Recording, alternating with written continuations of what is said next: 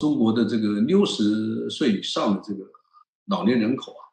已经突破了3.1亿人，这个人口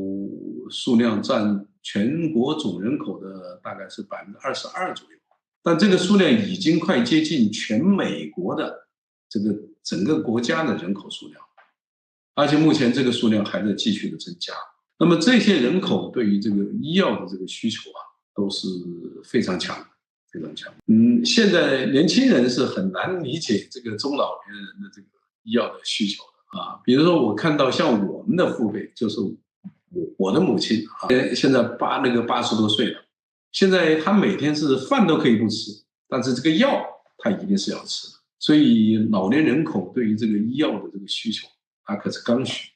而且是非常具有确定性。所以我们认为这个医药健康行业应该是我们的这个关注的这个重点和方向。